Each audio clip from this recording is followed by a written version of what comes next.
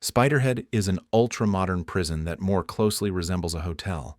The prisoners living there follow a softer regime, receive the right to go for walks, communicate with each other, and have the opportunity to reduce their sentences and receive bonuses. But all of this does not come for free. In Spiderhead, testing of medicinal drugs is conducted, and not all of them are harmless. To be fair, it must be said that all experiments are voluntary, and every prisoner has the right to refuse and return to a standard cell in another prison. Ray, one of the prisoners, sits on a chair in front of a mirror window, and Steve announces the start of the test, feeding a drug into the guy's blood.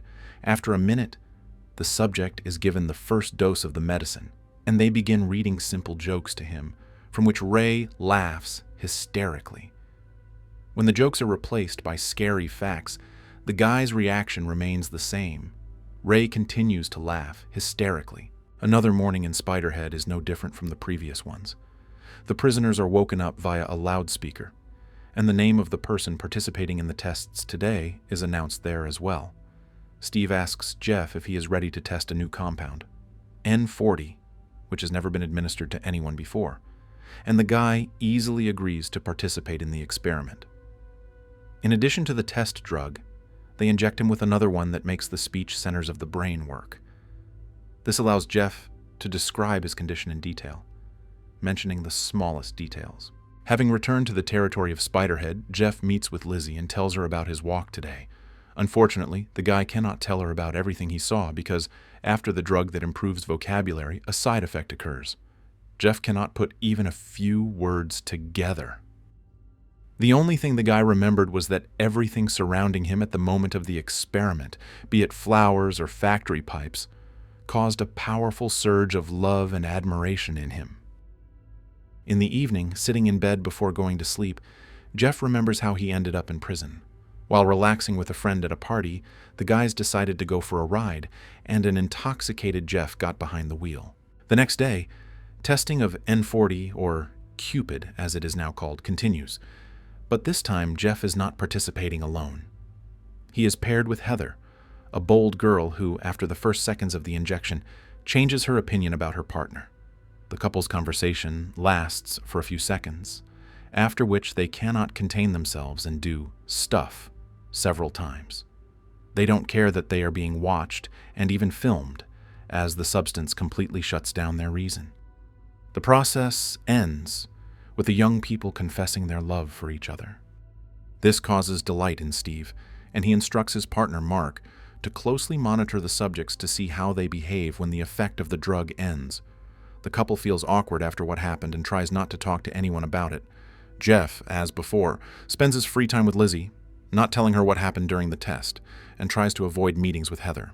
The next day, he is injected with the same Cupid, only in a double dose, and instead of Heather, an older woman is in the room, whom a sober Jeff looks at with disgust.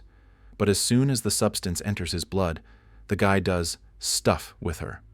After this test, Jeff asks Mark to remove him from the kitchen where they work together with Lizzie, as the guy feels awkward continuing to communicate with his friend. Steve brings Jeff to the laboratory, only this time to his place behind the glass, and shows the guy that both of his partners from the last tests are sitting in the experiment room.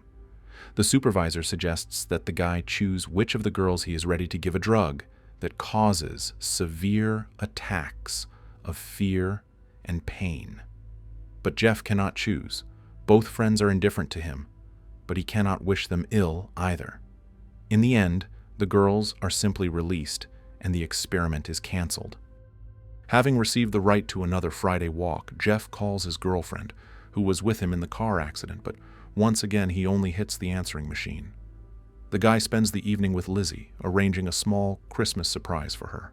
Finding himself in his usual chair in the laboratory, Jeff sees Rogan in front of him, a huge prisoner covered in tattoos. The guy remembers everything that happened to him in previous days with the girls and does not give consent for the test, as he does not want stuff to be done with him now. But nothing happens, and the men are simply released after a couple of minutes of silence. Jeff understands what happened. He and Rogan were partners for one of the female prisoners, and she was supposed to choose which of them would be injected with darkenfloxx. Bursting into Steve's office, Jeff confirms his suspicions upon seeing Heather there. Moreover, the doctor doesn't even argue with the prisoner. On the contrary, he shows him a diagram of who should enter into intimacy with whom under the influence of the drug. To the guy's complaints, Steve reminds him that being in Spiderhead is a privilege, and if something doesn't suit him, he can transfer to a regular prison, but without hope for an early release. Understanding the hint, next time Jeff sits in the same room with Rogan without hysterics, Steve sends Mark away for the weekend, advising his friend to have a good time on the mainland. The supervisor himself takes Cupid to experience the delight he could previously only see in his subjects. The tests continue, and Steve warns Jeff that they will still have to use darkenfloxx on the girls, as a certain committee demands the purity of the experiment. The guy tries to explain that he doesn't want anyone to experience the effect of this substance, regardless of his attitude toward the girls, but the supervisor is adamant and again reminds Jeff of all the privileges he has by cooperating with them. Not wanting to return to a regular prison, Jeff gives consent for the administration of darkenfloxx to Heather. Heather begins to cry and panic, but the management calmly records the data while listening to Jeff's comments, in which there is no hint of romantic feelings. The goal of the experiment is achieved, and Steve plans to complete it. However, a leak occurs, and Heather goes out of control. A sharp object falls into the girl's hands, and she delivers herself from the torment caused by the drug.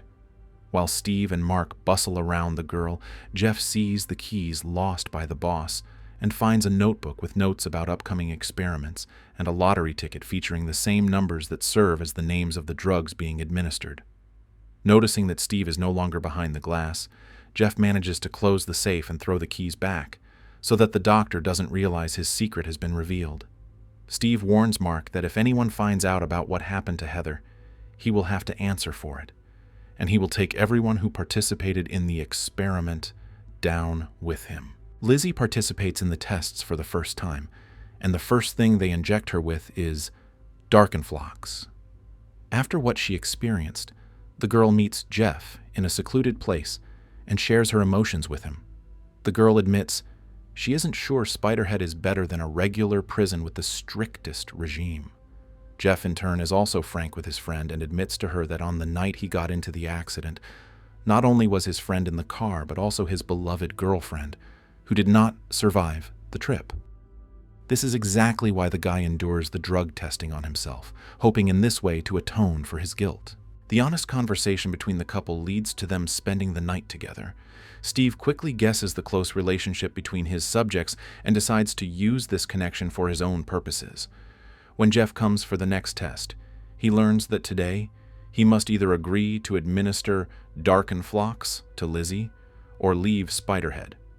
Jeff refuses, but the doctor gives him a chance to postpone the experiment until morning, and then meets the guy already armed with Lizzie's personal file.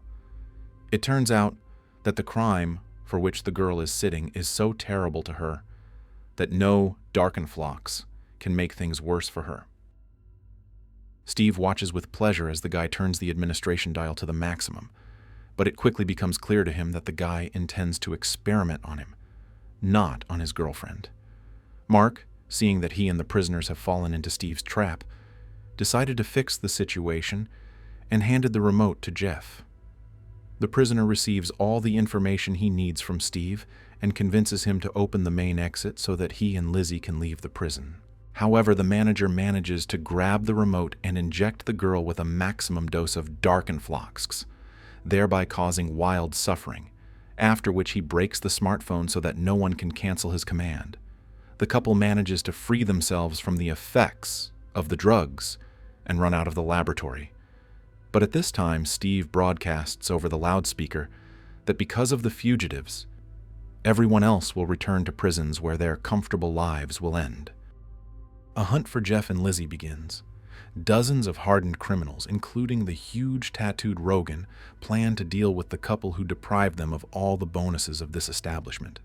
Steve himself tries to hide along with the medicines, as police boats called by Mark are about to approach Spiderhead.